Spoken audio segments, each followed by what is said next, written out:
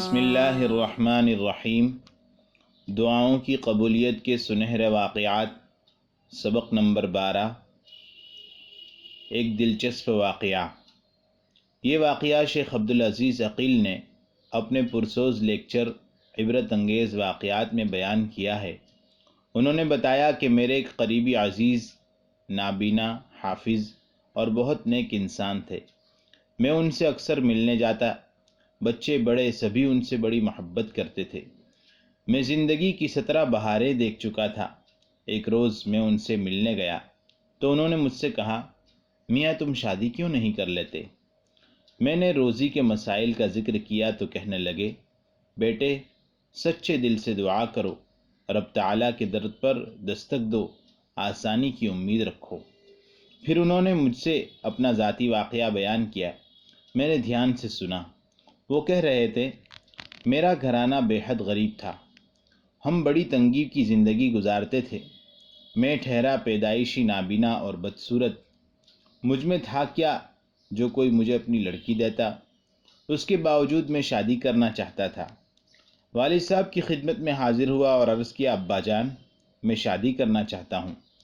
والد صاحب میری بات سن کر پہلے تو خوب ہنسے، پھر کہنے لگے، بیٹے ہمیں بھلا کون اپنی بیٹی دے گا؟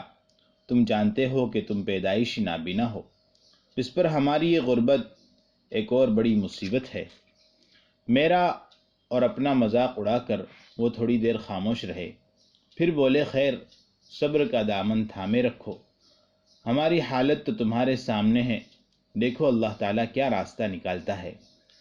والد صاحب کی باتوں سے میں بہت غمگین ہوا۔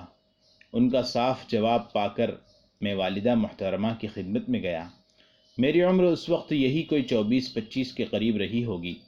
ارادہ تھا کہ والدہ سے بات کرتا ہوں، وہ والد صاحب کو اپنے طریقے سے سمجھائیں گی۔ والدہ سے بات کی تو انہوں نے بھی میری عقل کا ماتم کیا۔ بولی، لڑکے دماغ تو ٹھیک ہے تمہارا، شادی کے لیے پیسے کہاں سے آئیں گے؟ رقم کی تو خود ہمیں سخت ضرورت ہے، قرض خواہوں نے روز روز کے مطالبات سے ناک میں دم کر رکھا ہے اور تمہیں شادی کی پڑی ہے۔ غرض والدہ نے بھی ایسی دکھ دینے والی باتیں کہی کہ میں تو باقاعدہ رونے لگا، پھر خود ہی حوصلہ کیا اور چپ ہو رہا۔ سوچا ابھی یہ دونوں غصے میں ہیں، چند دنوں میں پھر بات کرتا ہوں، شاید یہ دونوں ٹھنڈے دل و دماغ سے سوچیں۔ چند روز ٹھہر کر پھر بات کی، لیکن کوئی نتیجہ نہیں نکل سکا۔ میں نے سوچا میں بھی کتنا احمق اور بیوقوف ہوں، رب تعالیٰ کے دروازے پر دستک کیوں نہیں دیتا؟ میں نے رات کے پچھلے پہر نماز پڑھی اور گڑ گڑا کر اللہ تعالیٰ کو پکارا۔ میں نے عرض کیا، میرے مالک، لوگ کہتے ہیں کہ میں بھوکا ننگا ہوں، غریب ہوں، الہی مجھے غریب تو آپ ہی نے کیا ہے۔ لوگ کہتے ہیں کہ میں اندھا ہوں، میرے رب میری آنکھیں تو آپ ہی نے لی ہے۔ لوگ باتیں کرتے ہیں کہ میں بدصورت ہوں، یا رب یہ شکل بھی تو آپ ہی کی بنائی ہوئی ہے۔ آپ ہی ہیں میرے مولا، میرے آقا، میرے رب، آپ کے سوا کوئی معبود برحق نہیں۔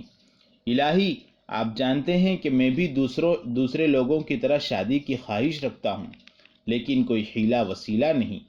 میرے ماں باپ عاجز ہیں، اس لیے انہوں نے معذوری ظاہر کر دی ہے، میں نے بھی ان کا عذر قبول کر لیا ہے، کیونکہ وہ واقعی عاجز ہیں۔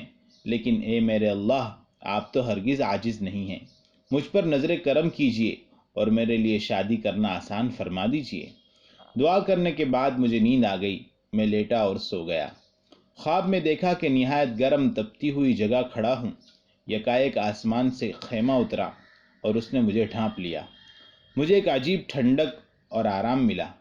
اتنے میں میری آنکھ کھل گئی، میں بہت خوش تھا۔ صبح سویرے ہی تعبیر جاننے والے ایک عالم کی خدمت میں حاضر ہوا اور خواب بیان کیا۔ انہوں نے پوچھا، کیا تم شادی شدہ ہو؟ میں نے کہا نہیں۔ انہوں نے وجہ دریافت کی تو میں نے اپنی حالت زار کا ذکر کیا۔ عالم نے کہا کہ تم رات گڑ گڑا کر دعا کی ہے؟ میں نے کہا ضرور کی ہے۔ کہنے لگے، تو جاؤ اور خاندان بھر کی سب سے زیادہ خوبیوں والی لڑکی کا رشتہ مانگو، جاؤ دروازہ کھلا ہے۔ خاندان بھر میں جس لڑکی کے بارے میں لوگوں کی سب سے اچھی رائے تھی، میں نے اس کے متعلق سوچا اور والد سے کہا کہ اس کے ہاں جائیے اور میرے لیے اس کا رشتہ طلب کیجیے۔ اب کے والد نے مجھے پہلے سے زیادہ ڈانٹا اور سختی سے انکار کر دیا۔ تب میں نے خود اس لڑکی کے والد کے پاس جانے کا ارادہ کر لیا۔ میں ان کے گھر پہنچا۔ جب اس کے والد سے ملاقات ہوئی تو سلام دعا کے بعد میں نے دل کڑا کر کے اپنا مدعا بیان کیا۔ انہوں نے بجائے ناراض ہونے کی خوشی کا اظہار کیا اور کہا، تم قرآن کے حافظ اور قاری ہو، ہمیں اپنی بیٹی کے لیے تم سے اچھا شوہر نہیں ملے گا، لیکن لڑکی کی رضامندی بھی تو ضروری ہے۔ وہ لڑکی کے پاس گئے، میرا ذکر کیا اور کہا کہ بیٹی، یہ درست ہے کہ وہ نابینا ہے، لیکن یہ بھی تو دیکھو کہ وہ قرآن کا حافظ اور قاری ہے۔ پھر بھی میں تمہاری مرضی کے خلاف کچھ نہیں کر سکتا۔ اگر تم چاہو تو رب تعالیٰ کے بھروسے پر بات آگے بڑھاؤں۔ لڑکی نے سعادت مندی سے بس اتنا کہا کہ ابا جان، جیسے آپ کی خوشی۔